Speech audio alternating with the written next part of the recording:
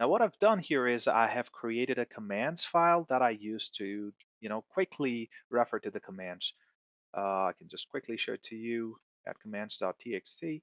So these are the commands that, if I want to refer to quickly, I can just go ahead and use these. So with the sudo docker, it lets you know about the current, state of the Docker container. As you can see, I just executed it. It told me that, it's been up since 36 minutes. It gives me the name, when it was created, and so on, the status, blah, blah, blah. So a lot of stuff in there. Now, if you want to go ahead and get the version of the Docker container image, what do you do in that case? You run the second command that you see there. So you do a sudo and you do a docker ps, please ignore the background noise, and then format, and then mention curly braces here, and then dot, and then image, and then go ahead and close the braces, and then go ahead and hit enter. Now it tells you right there that this is the version of the Docker container image. Now, if you want to go ahead and stop the Docker container, what do? You run the third command in there that you see. You do a sudo, and then you mention opt, and then you mention connector, and then you mention install, and then you mention connector.sh, and then simply stop. Hit enter. It's stopping the resource connector. Now let it complete. You don't need to do that. Obviously, I'm doing it in my lab, so I don't have a problem stopping it and starting it a million times. Nobody's stopping me in my lab. Well, obviously, I won't recommend you doing it. Again, if I go ahead and run sudo docker ps-a, you see it's not there. Why? Because it's stopped. It's telling me that there's no process, no Docker running at the moment, right? If I go ahead and now restart it, there's no command to obviously restart. I can say start, hit enter, and it's going to start. And then I'm going to check the status again. Now it says starting connector and starting connector service in 25 seconds. And the other stuff as well. Again, it tells you the image name here as well, and so on. So let's go ahead and check the status of this process. Let's wait for it to complete. And as it said, 25 seconds, done.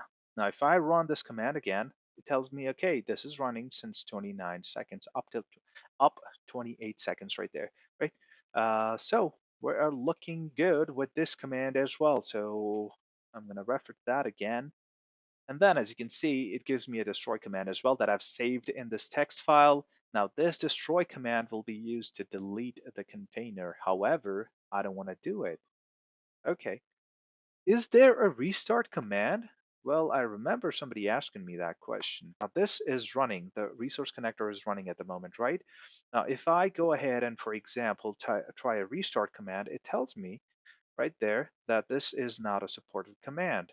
So what are the supported commands? The supported commands are H as in hyphen H as in help, launch, stop, and then start, right? So it is running right now, and it doesn't like the restart command. The commands that it likes are mentioned right there, and gives you other information about the launch command as well. Well, if you remember, we ran the launch command in the very beginning where we mentioned the name of the key to go ahead and run the connector.sh script.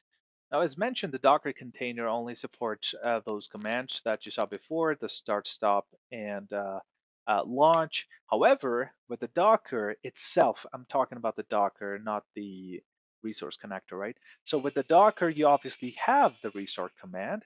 With that, you can go ahead and start or stop, obviously, right? So for example, what you can do is if you run the docker ps-a, okay, my bad.